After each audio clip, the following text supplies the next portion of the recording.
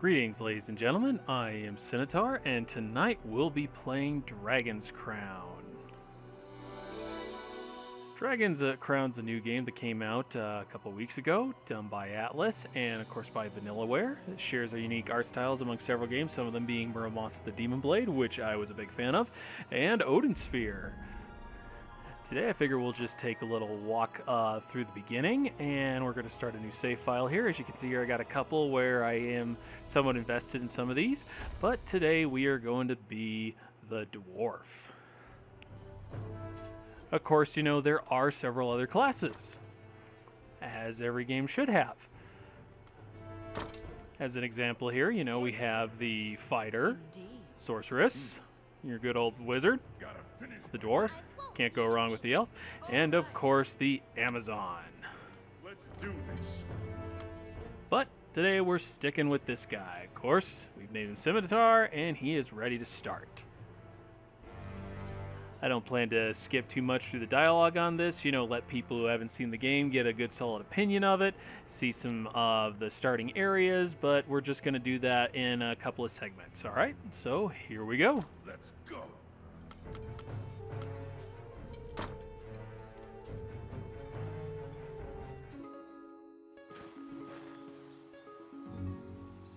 You came to Highland as an adventurer. Like many of your fellows, you strove to challenge the dangerous labyrinths here. The labyrinths were every bit as perilous as you'd heard. Most were lucky to even... You can definitely notice the art style in this is really awesome. I absolutely love the effect the dwarf has there with his skin almost like turning to solid rock and just cracking all over, just rippling with strength. Really cool effects there. Overall, this whole game is impressive what Vanillaware has done with the art style in general. Of course, you know, it is kind of a controversy going on right now of how certain characters, namely the Amazon and the Sorceress, are just absolutely out of proportion. But, you know, if anybody else who does pay attention to the game notices, really nobody of the playable characters in this game look correct, short of the wizard or the elf, but pretty much several characters in this game are just absolutely out of whack. in the center of the guild hall, like a statue. All right, good old Samuel here.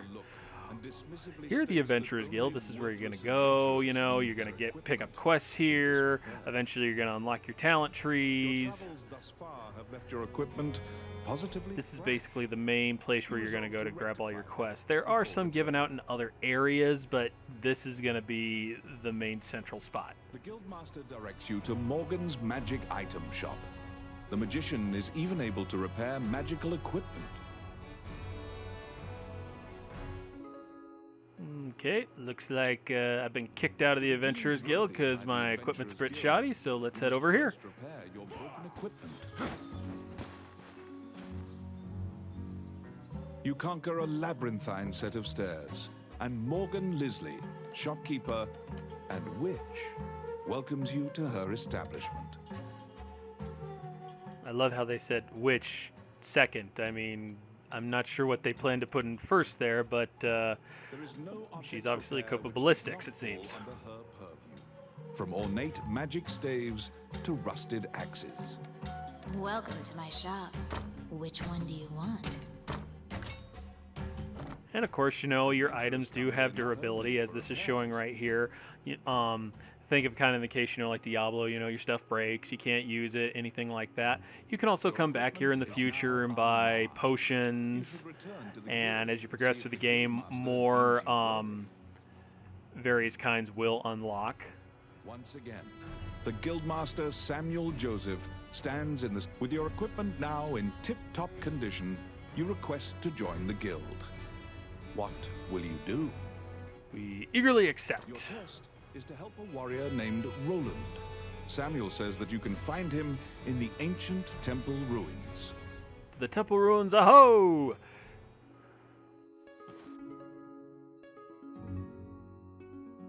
They do have a little map there, as you can see, but, you know, using it's pretty inconsequential because you can get to any of the actual locations here in this town in only a couple of seconds, so using the map doesn't really save you any amount of time.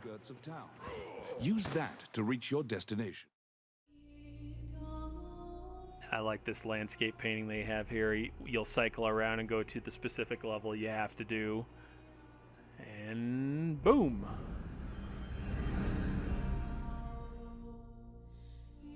Many things lie within the ruins of the old Elysium Temple. Some quiescent, some far less so. Very nimble dwarf for all the somersaults he can do. Spoken of in myths, is said to have destroyed the Elysian. Right here it's talking about your score. Your score at the end of each level determines your experience, pretty much. So you get that by, of course, killing enemies, picking up treasure, the main thing. So anything that drops loot-wise, you really want to pick up. There are also secondary items, like you just saw right here. Pop out of the chest. You know, they can be anything from treasure to weapons, like usually crossbows or bombs. And like it said right there, there's treasure ranks. Treasure is ranked from S to E. After S, there's A, B, C, D, and E. E's pretty much nothing, worthless and doesn't carry anything exciting.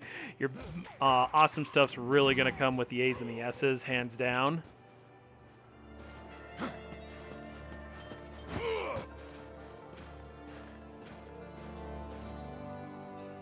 You have made your way to Roland. And we have a Conan's twin brother, it almost seems. Who went missing in the ruins.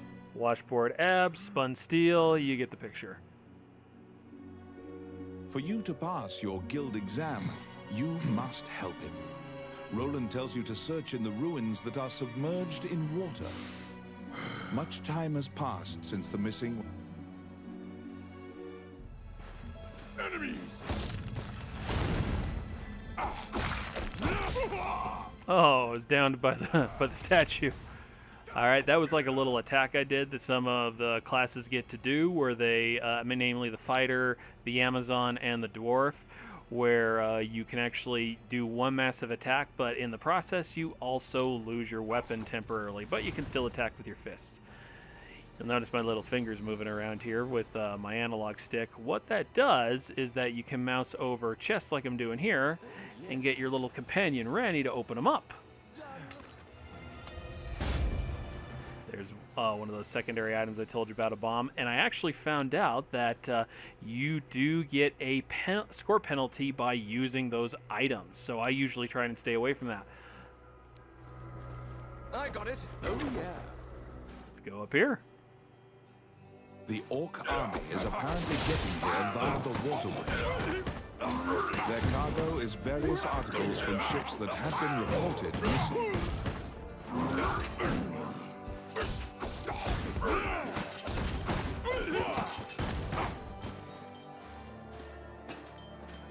All right, I'm also picking up food here. Food's really important because what it does is it can increase your hit points up to a maximum of 150% of your current total. So as you see there, I'm just eating away and my hit points keep going up. Really nice to have, especially when you get into the higher difficulty levels. Eating your food is a must. Let's get that last chest open right there. Oh, yeah.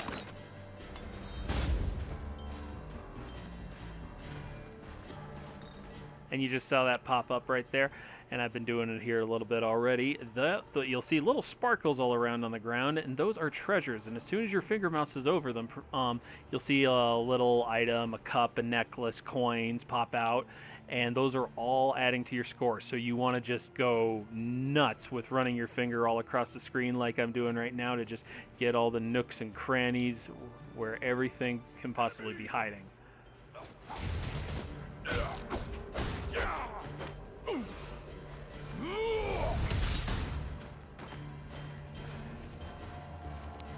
Let's see. Done. Outstanding. Now, one thing, I will mention here is when you're starting a new game, Ranny is a bit inexperienced, to say the least, and sometimes his lockpicking skills fail him, and he will trip a trap in that chest, and it will blow up in his face. So it's really just a good practice to just stay the hell away from him when he's opening a chest.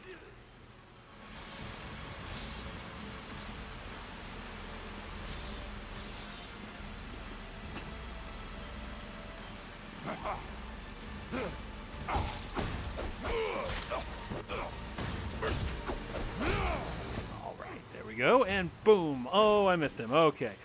And slam. One other thing, just in case you guys are wondering, you know, I don't have to pick up my weapon if I don't want to, and when I run to the next room, I don't lose it. It follows with me. And see, there it is again. Munching on some more food. Now, you've probably noticed some of these here, where my fingers, these runes, they do come into play, but not until further in the game. But when you do get to use them, you basically click them into different combinations of order, and it can unlock certain bonuses or temporary buffs that you can use. Right here, you said you can pick up a bones. When you pick up bones, you can take them back to the chapel in the town and resurrect them, and then you'll basically have like a little ally, you know, that has equipment. He's one of the classes you can play at the game. They're okay, but basically, bottom line, they come to nothing more than meat shields. I mean, they help take the brunt of stuff when you're in single player, but they're not terribly smart, and they die frequently. And just as you see right there, I just found a secret entrance. You kind of want to click around on these maps to find all the little hidden stuff, because there actually is quite a lot of it for a 2D game. Side-scrolling. Voila! Get him! Oh, we got bunches of skeletons. Oh, got to take care of that. In playing in the higher difficulty levels, one thing you absolutely must do right off the bat is, as you can see right here, is if you get skeletons and they have crossbows, you have to kill that really quick, because he will juggle you through your entire life bar.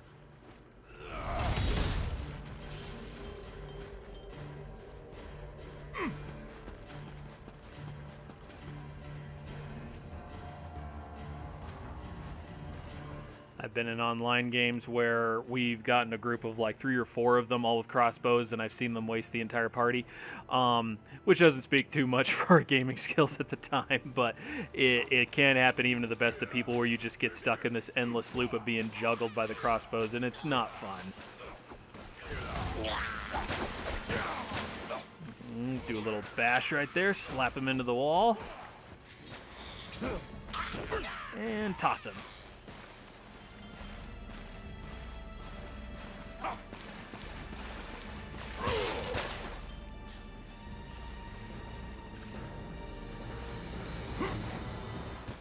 Oh, looks like we got a little bit of a boss here.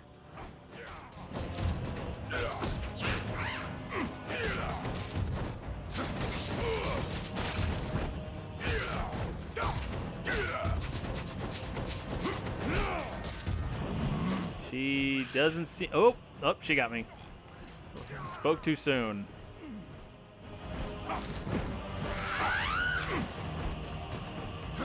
One thing dwarves can also do is they can pick up these giant boulders, which are really nifty when you're fighting bosses and whatnot.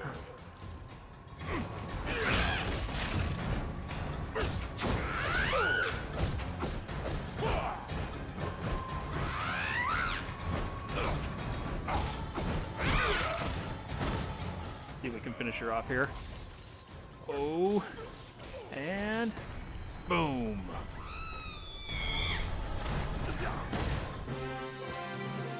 One thing you'll notice that probably was too easy, and yeah, it really was. The difficulty curve in this game is really on 3 difficulty levels. There's, you know, normal, easy, then it goes to hard, and then it goes to inferno, which is pretty insane.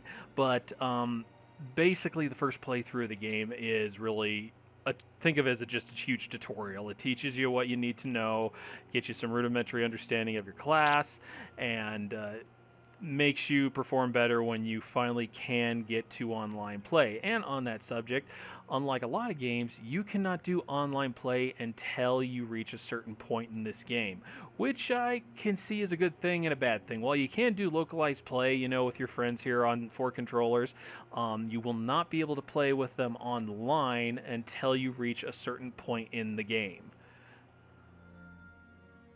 And of course, right here, we get your final score with how much gold we earned and how many points we got. You also can see there all of our treasure ranks. So we got 1B, 2C, a couple D's, and 2 E's.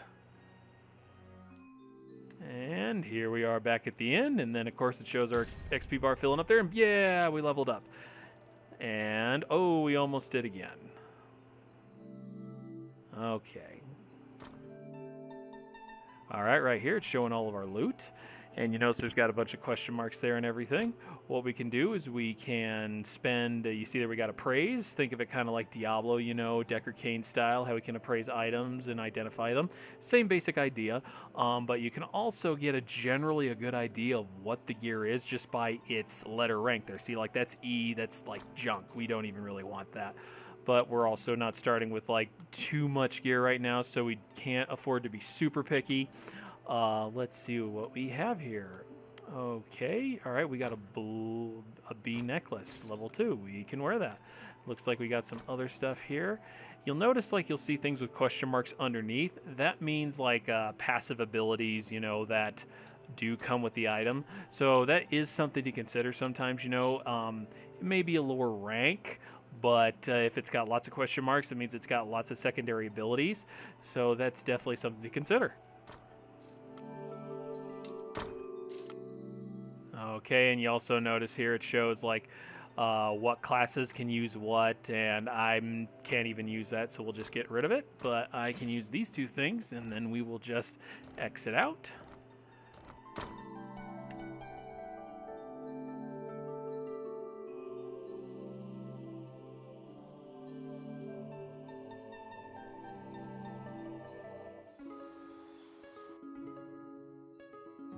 You have fulfilled the request. Of course, you know, getting new gear, you want to make sure you equip it.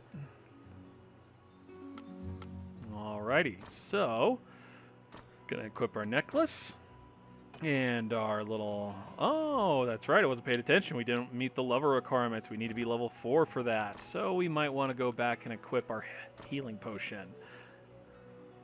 And on the healing potions, that's something I didn't show you. If you can navigate through here, as I'm doing right now with my far left control, and you can use your items if you want to. Of course, you know, when you're in town, you can use them unlimited times, you know. When you're out in the field, a battle, you know, you do have a limited use on like 3, but then you'll also notice when you're buying them from the shop, there is also a restock number. That's how many times that item is refilled. Eventually, it will only be refilled so many times after returning to town, and then you will have to buy another set. But let's head back to the Adventurers Guild over here.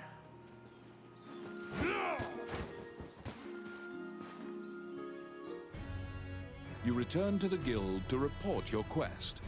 However, Samuel gives you an additional task. It is possible to resurrect the dead with their bones. He tells you to go to the temple to attempt the resurrection ritual. Canaan Temple is a temple dedicated to the worship of the goddess Althena. Proceed there immediately.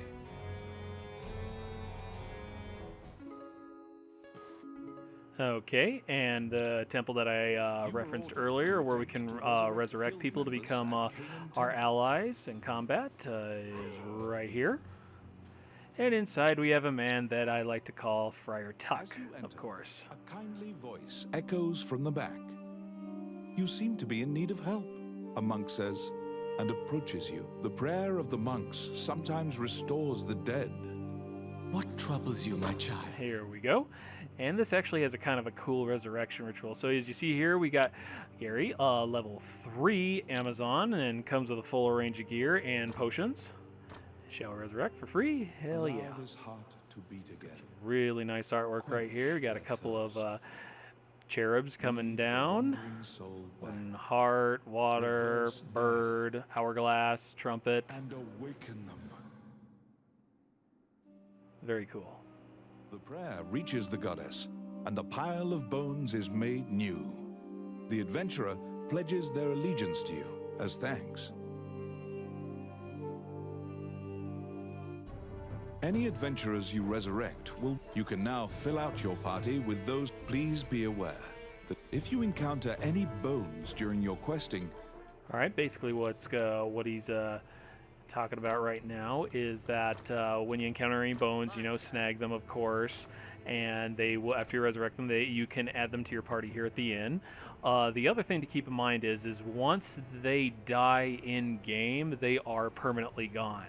And one thing I've also noticed is, if you do take them on repeated runs, their equipment will not repair, at least what I've seen, and it will eventually break. So you will eventually want to swap people out, I mean, even though you might seem to have your favorites that you want to bring with you. After delivering your report, you may now get the Adventurers Guild, the King, the existence, Samuel... All right now I'm just skipping some text here because I want to show you the talent system.